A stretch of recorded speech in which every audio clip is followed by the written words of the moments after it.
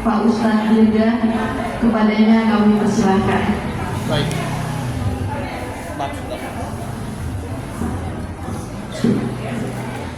Bismillahirrahmanirrahim. Assalamualaikum warahmatullahi wabarakatuh. Alhamdulillah nahmaduhu wa nasta'inuhu wa nastaghfiruh wa na'udzu billahi min shururi anfusina wa min sayyiati a'malina. Man yahdihillahu fala mudilla lahu wa man yudlil fala hadiya lahu. Asyhadu an la ilaha illallah wahdahu la syarika lahu wa asyhadu anna Muhammadan 'abduhu wa rasuluhu alladzi la nabiyya wa rasula ba'dahu. Allahumma shalli wa sallim ala sayyidina Muhammadin arsala rahmatan lil alamin wa ala alihi wa sahbihi wa tahirin ajma'in. Amma ba'du. Ila hadratin Nabi Mustafa sallallahu alaihi wasallam. Al-Fatihah. A'udzu billahi minasy syaithanir rajim. Bismillahirrahmanirrahim. Alhamdulillahi rabbil alamin arrahmanir rahim maliki yaumiddin. Iyyaka na'budu wa iyyaka nasta'in ihdinas siratal mustaqim siratal ladzina an'amta 'alaihim ghairil maghdubi 'alaihim waladdallin. Pertama-tama yang saya hormati guru kita Ibunda Ustazah Robiah selaku pimpinan ataupun pengasuh Majelis Ta'lim Kaum Ibu At-Taqwa.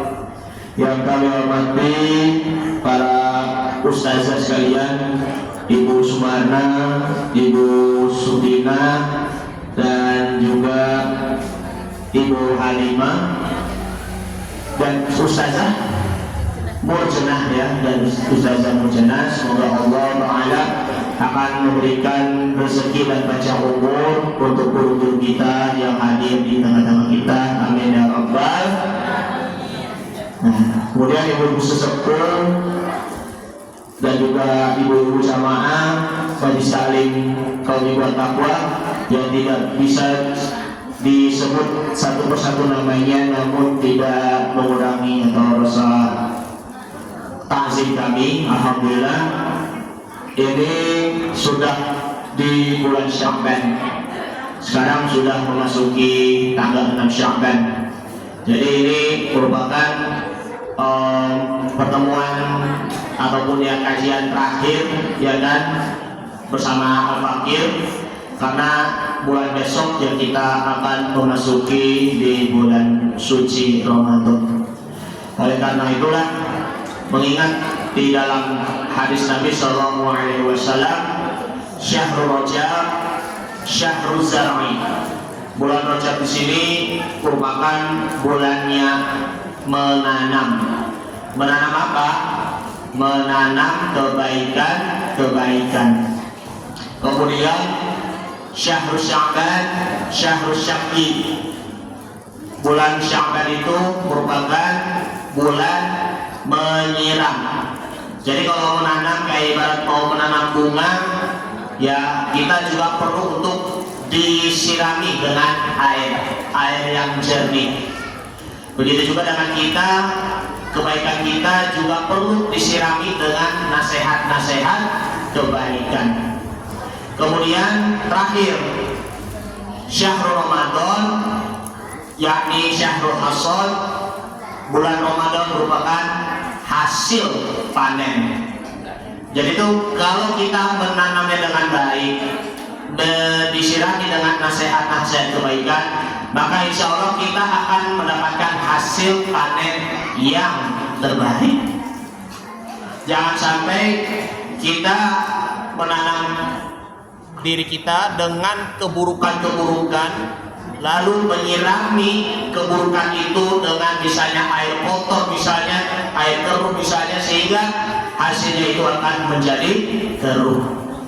Itulah kita mau mempersiapkan diri untuk mendapatkan hasil panen di bulan suci Ramadan, agar nanti di bulan Idul Fitri, ya kan, hari kemenangan di hari raya Idul Fitri Lebaran, insya Allah dapat memperoleh kemenangan. Amin ya rabbal alamin.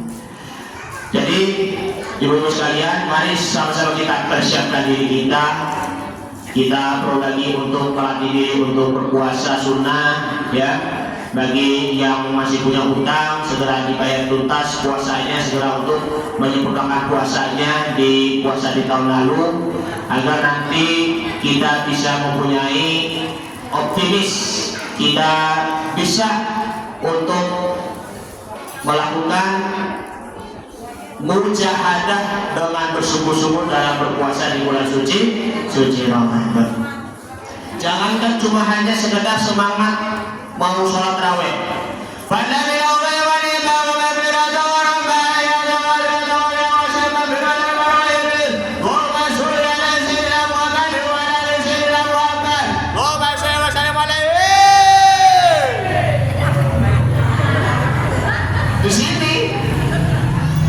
Di sini, ya.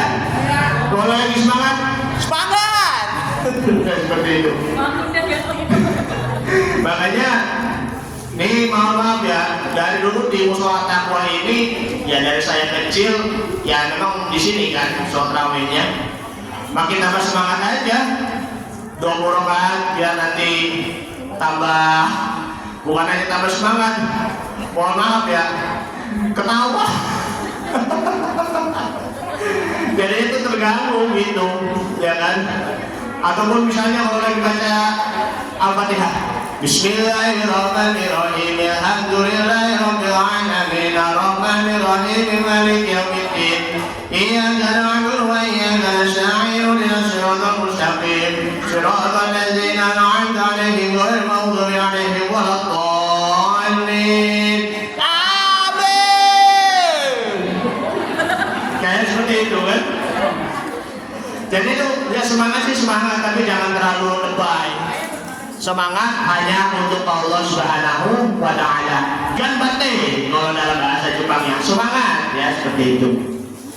Baik, ini masih momentum Isra wa Mi'raj Nabi besar Muhammad SAW, karena memang masih banyak juga yang merayakannya. Ya memang sebentar lagi kita mau memasuki Nisfu Sya'ban ya, tanggal 15 Sya'ban. Hal yang perlu kita renungi bersama-sama yaitu adalah dosa meninggalkan sholat. Dosa meninggalkan sholat. Kenapa demikian? Dosa yang paling terparah di dunia ini lebih dari riba, ya kan? Ingin menambah modal dengan bunga, padahal itu kan juga haram. Kemudian juga ingin menambahkan modal, padahal itu pun jangan dari riba, itu kan haram juga. Lebih parah lagi dari mana? Membunuh, memperkosa, menganiaya. Lebih parah lagi dari melakukan mencuri, merampok segala macam. Bahkan lebih dosa dari dosa yang durhaka kepada orang tua. Nah, dari itu dosa yang paling terparah di dunia ini adalah sholat. Inilah sholat merupakan pembatas antara iman dengan kekafiran, serta pembeda antara keislaman dengan ateis. Makanya kalau kita ngaku-ngaku orang Islam tetapi tidak pernah sholat, bohong seperti itu.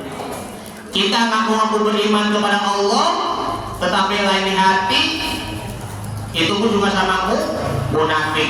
Orang-orang munafik pun sholat tetapi malah juga dalam keadaan bermalas-malasan. Ada kan di dalam surah An-Nisa, ayat yang ke-42, Innal munafiqina yukhadi'una Allah wa huwa khadi'uhum wa idza qamu ila sholati qamu kusala. Sesungguhnya orang-orang munafik itu, yakni mereka menipu Allah sehingga Allah menipu balik untuk mereka. Apabila mereka sholat, qamu kusala, mereka itu sholat hanya dalam keadaan bermalas-malasan. Jadi itu kalau sholat itu cuma hanya bermas-masan kayak misalnya apa? Sholat dalam keadaan loyo, malas juga semangatnya, ya kan? Malas juga untuk sholat berjamaah. Nah itu penting. Jangan sampai malas sholat berjamaah karena kemalasan itu merupakan menimbulkan kemunafikan yang ada di dalam diri kita. Yura'unan nasa, mereka itu sholat karena tujuannya hanya ingin diperlihatkan oleh orang lain, manusia. Wala yadhkurunallaha illa qalila, dan mereka itu mengingat Allah cuma hanya sedikit sekali. Jadi itu kita memang juga harus membuktikan bahwa kita benar-benar orang Islam, orang-orang beriman, dan kita juga harus membuktikan bahwa kepercayaan kita terhadap risalah Allah Subhanahu wa ta'ala. Nabi SAW bersabda, al-ahdul ladzi bainana wa bainahumus sholatu faman tarakaha faqad kafar. Perjanjian di antara kita dengan mereka yaitu adalah sholat. Maka barang siapa yang tidak sholat, maka sungguh dia benar-benar kafir. Lihat kewajiban sholat. Orang yang sakit saja, meskipun dia lagi keadaan tidak normal dalam gerak tubuhnya, tetapi dia tetap sholat. Orang yang keterbatasan fisik saja, entah itu di matanya, entah itu di tangannya maupun di kakinya, yang disabilitas, tetap juga menunaikan sholat pula. Masa kita orang-orang sehat tidak pernah sholat sih? Mereka kalau itu tetap juga mampu untuk berwudu, tetap rajin, tetap istiqomah. Kalau kita tidak mampu sholat dalam keadaan diri, maka bisa juga ada rukhsahnya, yaitu adalah duduk bisa. Kalau kita yang tidak mampu duduk, maka kita bisa juga untuk berbaring. Kalau kita tidak mampu wudu, ya kita tayamum. Kalau kita tidak mampu tayamum, ya ditayamumin. Kalau kondisi tubuhnya ada najisnya, dibersihkan. Makanya tuh siapa yang senantiasa mengabaikan bahkan juga melalaikan sholat, maka dia dapat memperoleh siksaannya di alam kubur nanti. Mengabaikan sholat dari sisi waktunya nih, memang juga harus kita lihat waktu-waktu sholat. Kita kalau sekarang ya, waktu sholatnya itu kan memang sudah mundur. Jam berapa nih? Nah lihat aja tuh di sini, jam 4:41. Tetapi masih saja ngantuk, ya kan? Masih merasa ingin tidur nyenyak, lanjut lagi, sehingga terbengkalai waktu subuhnya, sehingga terlewatkan sampai matahari terbit. Itu dengan sengaja mengabaikan ataupun melalaikan waktu sholat subuh. Begitu juga dengan waktu-waktu sholat yang lain. Jangan sempat sholat zuhur, alasannya masih meeting, ada pertemuan dengan manajer ataupun direktur utama, ya. Jangan sempat sholat asar, tetapi masih saja ada meeting. Memang kalau jam meeting kerja tuh dari siang sampai sore, ya kan? Kalau ninggalin kantor, ninggalin rapat, ya, mau minta izin sama manajer, takutnya dimarahin. Bagaimanapun sesibuk-sibuk apapun, kalau bertemu dengan meeting dengan seorang direktur, maka utamakan bertemu dengan Allah Subhanahu wa ta'ala. Utamakan waktu sholat. Kayak misalnya begini, maaf, ada pertemuan mendadak dengan seorang presiden ataupun perdana menteri. Gegas, ayo buru-buru, cepat presiden mau meeting, begitu kan? Misalnya jam berapa meetingnya? Jam 3 malam, Masya Allah. Ya pasti mereka pernah mengalami seperti itu kan? Tetapi sampai lupa waktu sholat, ya. Makanya lebih penting mana? Bertemu dengan presiden, manajer, direktur, ataupun Allah Subhanahu wa ta'ala? Bertemu dengan siapa? Allah Subhanahu wa ta'ala. Makanya ya perlu curhat juga sih dengan atasan-atasan Pak ataupun Ibu, ya kan? Bu, cobalah, saya cuma hanya mengingatkan bahwa bertemu dengan Allah Subhanahu wa Ta'ala itu memang sangat penting sekali. Sesibuk-sibuk apapun ibu ataupun kita nih, kalau misalnya ada pertemuan yang sangat penting sekali, meskipun itu pertemuannya itu mendadak, jangan lupa sholat tetap nomor 1. Waktu sholat kita tetap utamakan. Nah, seperti itu.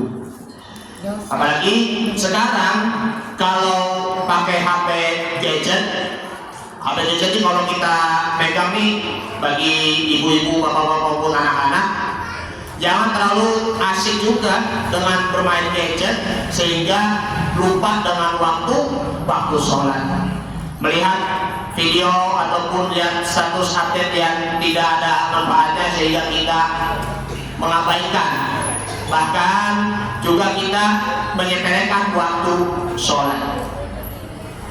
Kita memang juga sudah sering ditegur ataupun yang sudah diingatkan. Nah, sholat juga ntar aja. Bu, ayo sholat yuk bu, ntar aja. Pak, ayo sholat yuk pak, sholat ke masjid, ntar aja. Kata ntar aja itu nanti lama-lama membuat menimbulkan kita tuh jadi mubazir, buang-buang waktu. Jadi kita tidak bisa meluangkan waktu kita dengan Allah Subhanahu wa Ta'ala. Terlebih itu adalah waktu sholat. Kemudian juga bacaan dan gerakan tumaninahnya. Kemudian juga kita harus stop buang-buang waktu, stop mubazir. Singkirkan HP terlebih dahulu. Kita harus mengutamakan waktu sholat. Yang ngerumpi, yang ngomong yang tidak ada manfaatnya, si itu orangnya itu ganteng banget, begitu, stop rumpi untuk terlebih dahulu. Kita utamakan waktu kita untuk berkumpul bersama Allah Subhanahu wa Ta'ala. Inilah apa? Allah Subhanahu wa Ta'ala berfirman di dalam surah Al-Mudaththir, surah yang ke-74 ayat 42 sampai 43. Bismillahirrahmanirrahim. Ma salakakum fi saqar? Qalu lam naku minal musallin. Artinya, apa yang menyebabkan Anda masuk ke neraka Saqar? Imam Jalaluddin Asyuyuti di dalam tafsir Jalalain mengatakan kata As-Saqar, ya neraka As-Saqar di sini diartikan adalah neraka Jahannam. Terus qalu lam naku minal musallin, mereka itu tidak termasuk orang-orang yang menegakkan sholat. Itulah ibu-ibu yang dimuliakan Allah Subhanahu wa Ta'ala. Ada di dalam kisahnya, terdapat di dalam hadis Nabi Muhammad SAW. Itu hadisnya itu yang panjang sekali dari Samurah bin Jundab, bahwa beliau dijelaskan kisah mimpi Nabi Muhammad SAW bermimpi bertemu dengan 2 orang malaikat. Nabi menjelaskan bahwa kami mendatangi seseorang yang berbaring terlentang dan seorang lainnya itu sedang berdiri yang padanya ada batu besar.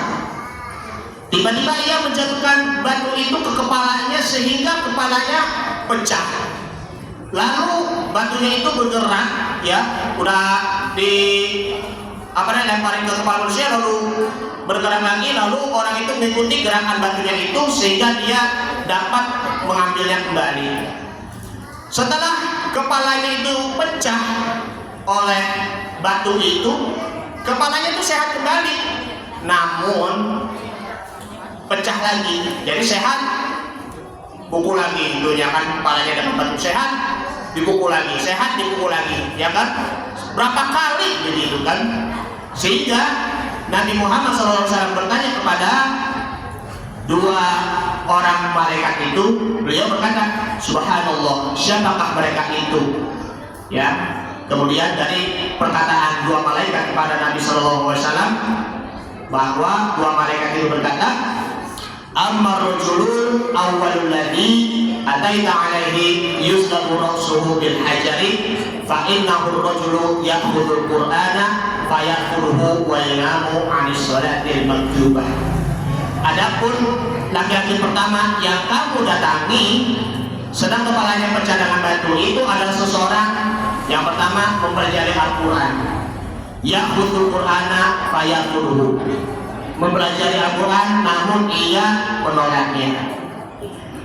Udah kita rajin-rajin membaca Al-Quranul Karim, meskipun kita udah fasih membacanya ataupun yang kita bacanya itu udah mahir, ya udah tartil, ya warattilil Qur'ana tartila, dan baca Al-Quran itu secara perlahan, tetapi tidak mau mengamalkannya, tidak mau mengaplikasikannya dalam kehidupan sehari-hari. Karena itu kan Al-Quran itu kan juga sumber pengorbanan hidup, kalamullah, ya kan, yang dapat menerangi kita di dunia, di akhirat, dan bahkan di alam kubur nanti. Tetapi masih saja melanggarnya, maka dari itu pun juga masuk neraka. Kayak tadi yang barusan dikatakan oleh guru kita, lain di mulut, lain di hati, ya kan? Baca Al-Quran pun juga demikian. Bismillahirrahmanirrahim. Tabbat yada abi lahabin wa tabb. Ya kan? Tapi lain di hati pula, sehingga yang kita sendiri malah mengikuti perbuatannya seperti Abu Lahab. Nah, itulah belajar Al-Quran namun ia menolaknya, dan wa yanamu 'anis shalatil maktubah, dan ia tidur sampai meninggalkan sholat wajib. Makanya tidur pun ya memang boleh, tetapi jangan terlalu berlebihan. Tak kayak beruang kutub lagi kan, tidur panjang hibernasi kan. Tahu itu memang di pelajaran IPA itu teorinya seperti itu. Beruang kutub melakukan tidur panjang maka disebutnya hibernasi. Kalau di dalam ilmu IPA, ilmu pengetahuan alam, kita mah manusia mah lain lagi adaptasinya, kebiasaannya dengan beruang kutub. Tidur itu cuma hanya sekedar untuk istirahatnya saja, untuk menyegarkan badan kembali, menyehatkan badan kembali, serta membuat diri kita kembali untuk beraktivitas setelah tidur. Dari bangun tidur terus tidur lagi. Menurut para praktisi kesehatan, ya memang tidur itu kan memang juga ada waktunya. Kalau secara normal 8 jam, ya kan? Tapi kalau bagi kita umat Islam, lebih bagus itu tidur di awal malam setelah sholat Isya, karena nantinya kita memang perlu untuk bermunajat kepada Allah Subhanahu wa Ta'ala, bangun qiyamul lail, ataupun yang kita bangun untuk menunaikan ibadah sholat tahajud. Maka dari itu Ibnu Arabi berkata dalam hadis ini bahwa sisaan tersebut dilimpahkan kepada orang yang tidur meninggalkan sholat wajib sebagaimana tidur adanya di kepala. Makanya kasihan sekali ya ibu-ibu, orang yang mengabaikan sholat, melalaikan sholat, bahkan juga meninggalkan sholat, ruhnya itu menjadi tidak tenang, kemudian juga terputus dari sumber kekuatan dan juga pertolongan, terpisah juga dari kemuliaan dan kekayaan, kemudian terpisah juga sumber kehormatan dan kebahagiaan, sehingga dia terpuruk dalam kemiskinan rohani dan juga kelemahan jiwa. Dia mulai hidup dalam kebangkrutan, kehancuran, kegelisahan, frustasi, dan tersesat seperti orang hilang ataupun pikun, dan tidak merasakan manisnya bercengkrama dan bermunajat dengan Sang Khalik. Ruhnya tidak pernah berada di sisi aras dan jiwanya tidak pernah menyelam dalam kerajaan langit dan bumi. Oleh karena itulah, mari sama-sama kita renungkan kembali ada 5 tanda berkahnya sholat. Ya, ini pun juga momentum Isra Mi'raj, momentumnya tentang sholat 5 waktu. Masih saja mengabaikan sholat 5 waktu, bukan, padahal ini juga merupakan tiang ataupun fondasinya agama kita. Boleh diisikan. Kita orang Islam ya dilekatkan dengan 5 hal. 5 hal yaitu ya seperti syahadat, puasa, kemudian zakat, kemudian puasa Ramadan dan pergi haji. Ibarat ini seperti gelas nih Bu, ya. Dipegang dengan 5 jari yang ada di tangan. Nih saya pakai tangan kanan ya. Kita diibaratkan sebagai gelas lalu diikatkan dengan 5 jari. Gelas diibaratkan sebagai agama. Kalau satunya lepas, kita tidak mampu beribadah haji disebabkan karena ya keterbatasan biaya, itu pun masih dianggap muslim. Lepas 1, lepas 2 jari. Tidak mampu berpuasa, terlebihnya puasa di bulan suci Ramadan dikarenakan ada alasan uzur, ya sedang sakit ataupun orang yang sedang berada di perjalanan ataupun musafir, masih dianggap muslim. Lepas 2, lepas jari 3, tidak mampu membayar zakat, baik zakat fitrah maupun zakat mal, karena tidak mempunyai harta yang berlebih, masih dianggap muslim. Tinggal 2 jari di sini nih, antara sholat dengan syahadat. Mohon maaf ya, nih diibaratkan analogi seperti ini. Kalau sholatnya kita copot, maka gelasnya itu akan pecah. Begitu juga dengan agama kita akan hancur, akan musnah, ya kan? Hancur lebur apabila kita tidak tegakkan sholat. Meskipun kita udah haji atau umroh, kita udah bayar zakat, sedekah, gemar sedekah, ataupun yang kita rajin-rajin puasa tetapi tidak pernah sholat, maka sama saja hancur agama kita dan juga iman kita. Makanya tuh kita memang juga harus dilekatkan 5 jarinya ini dalam seperti 5 rukun Islam. Baik, kembali lagi ke laptop. Ada 5 tanda berkahnya sholat. Yang pertama adalah tenang.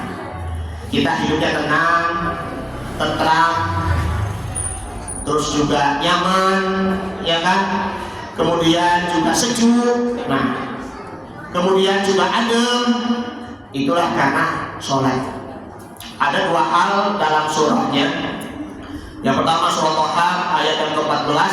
Surah Toha itu surah yang ke-20, dan surah Ar-Ra'd surah yang ke-13 ya ayat 28. Surah Toha surah yang ke-20 ayat 14. Innani anallahu la ilaha illa fa'budni wa aqimis sholata li dzikri. Sesungguhnya aku ini adalah Allah Subhanahu wa taala. Tidak ada Tuhan selain aku, maka sembahlah aku, dirikanlah sholat untuk mengingat aku. Sholat pun juga merupakan bagian dari zikir, mengingat pada Sang Khaliq. Lalu juga ada surah Ar-Ra'd-nya, alladzina amanu wa tatma'innu qulubuhum bi dzikrillah, ala bi dzikrillah tatma'innul qulub. Ketahuilah, orang-orang yang beriman itu dan hati mereka menjadi tentram dengan mengingat Allah. Hanya dengan mengingat Allah lah hati akan menjadi tentram. Sholat juga disertai dengan mengucap kalimat-kalimat thayyiban mubarakan, maka hati pun juga akan menjadi tenang. Yang termasuk juga membaca Al-Qur'anul Karim. Yang kedua yakni adalah doa. Doa terdapat di dalam surah Ali Imran ayat 38 dan 39. Ini pun juga doanya seorang Nabi Zakaria alaihissalam. Dalam kisahnya nih ya Bu ya, Nabi Zakaria itu kalau silsilah keluarganya itu dia adalah pamannya dari Siti Maryam. Berarti itu masih bersaudara dengan Hannah dan Imran. Sedangkan istrinya Nabi Zakaria yaitu namanya Asya namanya, yang melahirkan, yang mempunyai anak yaitu adalah Nabi Yahya alaihissalam. Mereka berdua ya, Nabi Zakaria maupun juga istrinya, hubungan rumah tangganya itu tetap harmonis sampai di lanjut usia senja. Mereka berdua itu pun juga ingin mempunyai keturunan Nabi Zakaria itu. Tetapi ya karena Asya istrinya ya usianya itu memang sudah tua, sudah mandul, ya tidak bisa hamil dong pastinya. Tetapi bagaimanapun ya Nabi Zakaria alaihissalam tetap didekatkan untuk bermunajat dan hanya bergantung kepada Allah Subhanahu wa Ta'ala. Doanya itu pun Nabi Zakaria alaihissalam itu pun terkabul. Sebagaimana Imran dengan Hannah, mereka berdua pun juga masih tetap harmonis dalam hubungan rumah tangganya, bahkan juga ingin memperoleh keturunannya. Ya, meskipun mereka yang itu pun usianya memang sudah tua, tetapi ingin memperoleh keturunan, sehingga doa-doa mereka itu pun terkabul. Baik doanya dari Hannah maupun juga doanya Nabi Zakaria alaihissalam. Itu pun juga terdapat di dalam surah Al-Imran juga ya Bu ya, di ayat sebelumnya antara ayat 33, 34 dan juga 35. Nanti Ibu bisa melihat di ayat Al-Quran sendiri. Bunyinya A'udzubillahi minasyaitonir rajim. Bismillahirrahmanirrahim. Hunalika da'a Zakaria rabbah qala rabbi habli min ladunka dzurriyyatan thayyibah innaka sami'ud du'a. Di sanalah Zakaria berdoa kepada Tuhannya. Dia itu berdoa yang ada berdoa di mihrabnya Siti Maryam ya, ibunya Nabi Isa alaihissalam. Ya Tuhanku, berilah aku dari sisi Engkau seorang anak yang baik, sesungguhnya Engkau maha pendengar doa. Nah, bagi ya anak ibu yang baru saja menikah, ya ingin mempunyai keturunan, semoga diberi keturunan oleh Allah Subhanahu wa Ta'ala. Bagi yang sudah lama menikahnya, entah itu 10 tahun, 5 tahun, ataupun 20 tahun, belum memperoleh keturunan, semoga Allah mudahkan untuk beri keturunan yang soleh dan solehah. Makanya ini ada nih, apa itu namanya, doanya Nabi Ibrahim alaihissalam, Rabbi habli minas sholihin. Jadi itu karuniakanlah aku anak-anak yang soleh. Nah, lanjutnya ayat 39. Fanadatul malaikatu wa huwa qa'imun yusalli fil mihrab anna Allah yubashshiruka bi Yahya musaddiqan bi kalimatin min Allah wa sayyidan wa hasuran wa nabiyyan minas shalihin. Kemudian malaikat Jibril memanggil Zakaria sedang ia berdiri melakukan sholat di mihrab. Ya, mihrab ini kan kayak mihrab imam ruangan ya. Sesungguhnya Allah menggembirakan kamu dengan kelahiran seorang putraku Yahya yang membenarkan kalimat yang datang dari Allah Subhanahu wa Ta'ala, menjadi ikatan dan menahan diri dari hawa nafsu, dan seorang nabi termasuk keturunan-keturunan orang-orang soleh. Jadi itu jangan tergesa-gesa, jangan merasa risau, jangan merasa sengsara kalau kita tidak dikaruniai keturunan-keturunan yang soleh dan solehah. Minta saja kepada Allah Subhanahu wa Ta'ala, asal kita yakini bahwa Allah Subhanahu wa Ta'ala khairur raziqin, sebaik-baik maha pemberi rezeki. Tadi itu doanya ya. Jadi itu doanya itu memang otomatis diijabah oleh Allah Subhanahu wa Ta'ala. Jadi jangan merasa ya tidak perlu ya merasa kok doanya belum diijabah sih sama Allah Subhanahu wa Ta'ala. Memang yang kita udah pernah alami seperti itu kan, belum diijabah oleh Allah Subhanahu wa Ta'ala. Tapi jangan sampai ngedown, jangan sampai merasa terputus asa, nggak boleh. Karena tuh pasti Allah mempunyai rencana yang lebih baik dibandingkan dengan rencananya manusia. Udah berusaha lalu kita berdoa pada Allah Subhanahu wa Ta'ala, tetapi lain rencana, tetapi Allah mempunyai rencana yang lebih baik. Alhamdulillah, itu pasti ada jalan yang lain ya, asalkan kita berdoa pada Allah Subhanahu wa Ta'ala. Kita manusia itu memang dituntut hanya untuk berusaha dan juga berusaha. Asalkan kita doa kepada Allah Subhanahu wa Ta'ala. Kunci sukses ada 3 hal, yaitu adalah niat, kemudian juga berdoa, dan juga kita berusaha. Hasilnya bagaimana? Allah yang akan tentukan. Mudah-mudahan anak-anak ibu ya, ataupun cucu-cucu ibu, ya, menjadi anak yang soleh dan soleha dan meraih cita-cita. Jangan lupa doa buat anak-anak ibu, doa anak-anak yang soleh. Sebaliknya pun juga sama, doa anak soleh yang selalu doakan kepada kedua orang tua. Yang ketiga sekarang, yaitu adalah baik. Utslu ma uhiya ilaika minal kitabi wa aqimis shalah inna sholata tanha 'anil fahsya'i wal munkar wa la dzikrullahi akbar wallahu ya'lamu ma tasna'un. Nah, ini dalam kalimat terakhir kalau dalam penutup khutbah Jumat bilangnya kan wa la dzikrullahi akbar wallahu ya'lamu ma tasna'un. Aqimis shalah, udah mulai qomat baru menunaikan ibadah sholat Jumat. Nah, artinya ya, jadi dalam surah Al-Ankabut, surah yang ke berapa sih surah Al-Ankabut? 29 ya. Surah yang ke-29 ayat 45. Bacalah apa yang telah diwahyukan kepadamu Muhammad, yaitu kitabullah Al-Qur'an, dan dirikanlah sholat. Wa aqimis sholat. Inna sholata tanha 'anil fahsya'i wal munkar. Sesungguhnya sholat itu mencegah dari perbuatan-perbuatan keji dan mungkar.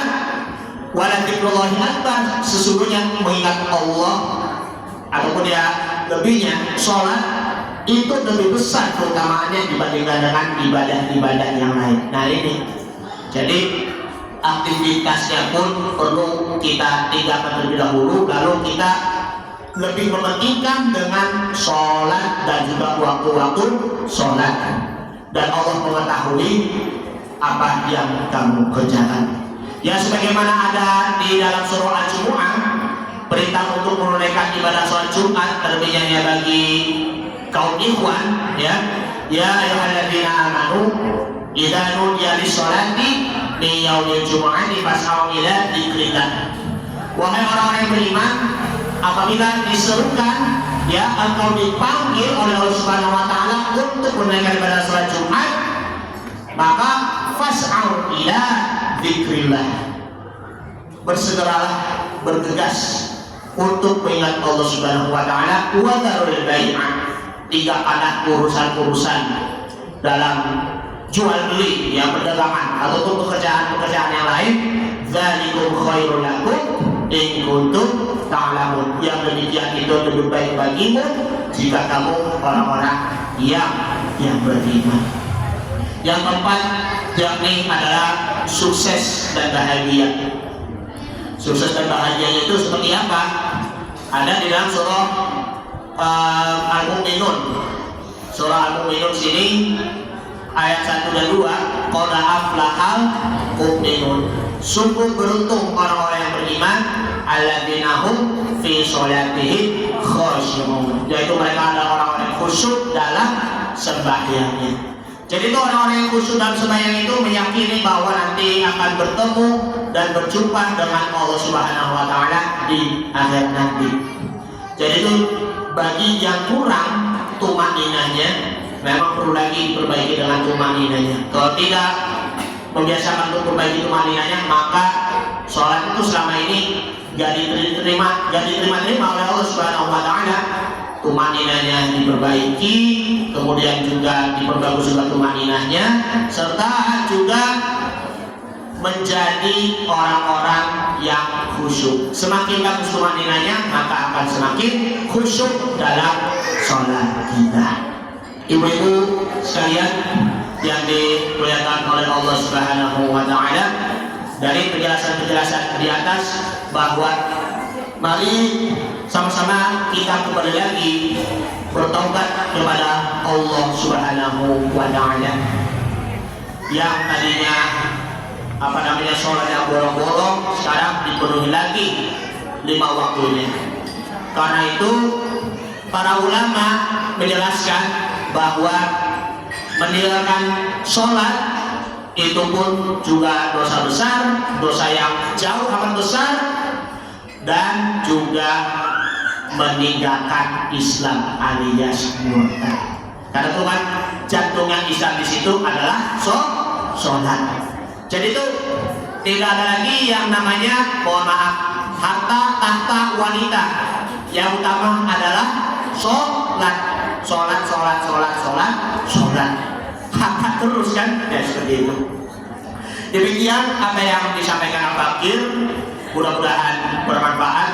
Dan sebelum Al-Fakir tutup, ya karena mau bulan suci Ramadan, atas nama pribadi, juga atas nama keluarga saya, dan mohon maafkan saya bila ada kekurangan dan juga kesalahan, baik itu dari lisannya, tutur katanya, maupun juga tulisannya, maupun juga dari sikap ataupun perbuatan dari saya pribadi, maupun juga dari kami sekeluarga.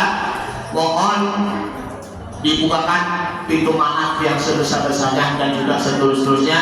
Mohon maaf juga Ibunda Ustazah Robiah, kami meminta maaf.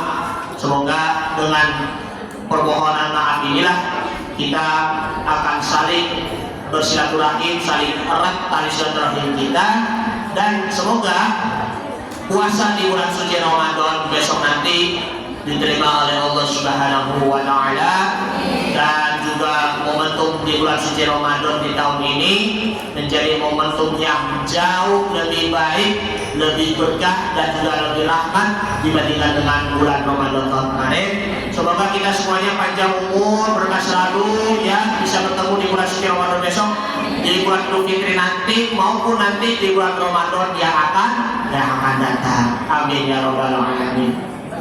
Mari sama-sama kita ditutupi dengan membaca istighfar. Astaghfirullah rabbal astaghfirullah minal astaghfirullah rabbal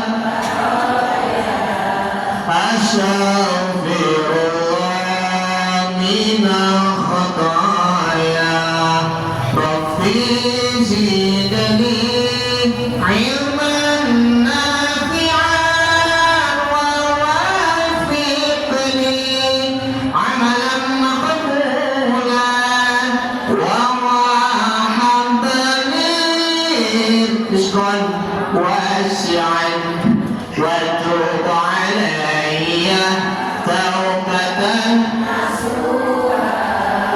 وَتُوبْ عَلَيَّ تَوْبَةً نَصُوحًا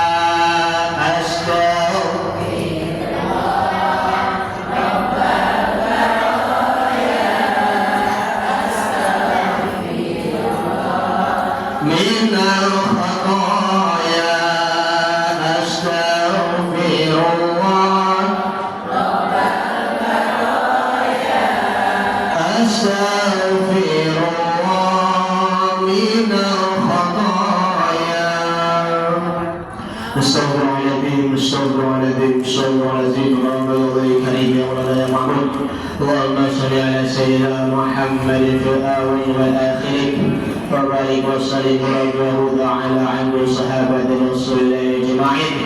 بسم الله الرحمن الرحيم الحمد لله رب العالمين حمدا كثيرا طيبا مباركا فيه حمدا يافي نعمه ويكافئ مزيدا يا ربنا لك الحمد ولك الملك ولك الشكر كما ينبغي لجلال وجهك الكريم وعظيم سلطانك. اللهم صل على سيدنا محمد اللهم صل عليه وسلم. اللهم أعنا على ذكرك وشكرك وحسن عبادتك. ربنا اغفر لنا ذنوبنا ولوالدينا وارحمهم كما ربونا صغارا. Ya Allah, ya Tuhan kami, berikanlah kami ilmu-ilmu yang bermanfaat untuk di dunia dan di akhirat, ya Allah. Dan berilah kebaikan-kebaikan kami untuk diri sendiri, keluarga, dan juga orang lain.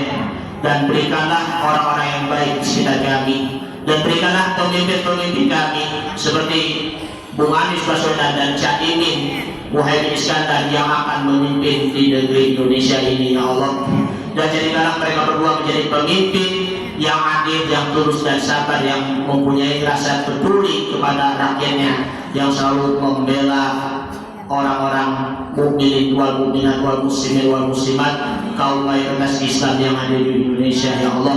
Dan lindungi kami dari orang-orang yang zalim, yang selalu menginjak-injak kami dan lindungi kami dari orang-orang munafikin, orang-orang musyrikin yang akan memecah belah tali persaudaraan kami, ya Allah. Satukanlah hati kami, ya Allah. Allahumma alif qulubana, ya Allah. Allahumma alif ikhwanana, ya Allah. Allahumma inna na'udzubika min 'adzabi jahannam wa na'udzubika min fitnatil mahya wa mamat wa na'udzubika min fitnatil masiihid dajjal. Rabbana ighfir lana wa li ikhwanina alladziina sabaquna bil iman wa la taj'al fi qulubina ghillan lil ladziina aamanu rabbana innaka ra'ufur rahim. Allahumma inna na'udzubika min umara'is sibyan was sufaha wa anzilna al-umara al-'adil wat taqwa, ya Allah. Wa anzilna al-imam al-birri wal ihsan, ya Allah. Rabbana atina min ladunka rahmatan wa hayyi lana min amrina rasyada. Rabbana atina fid dunya hasanah wa fil akhirati hasanah wa qina adzabannar. Wa sallallahu ala sayyidina Muhammadin wa ala alihi washabihi wasallam tasliman katsiran. Walhamdulillahi rabbil alamin. Sarapan pagi, makan ikan. Apabila ada salah, kami maafkan. Hadanallahu wa iyyakum ajma'in. Wassalamualaikum warahmatullahi wabarakatuh.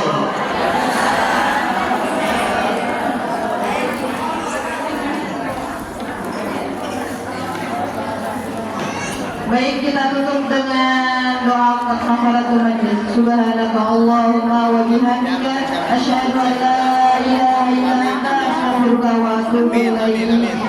Semoga yang tadi disampaikan Pak Ustaz menjadi bermanfaat buat kita semua yang ada di sini. Amin amin ya rabbal alamin. Semoga dengan Allah. Insyaallah. Awas.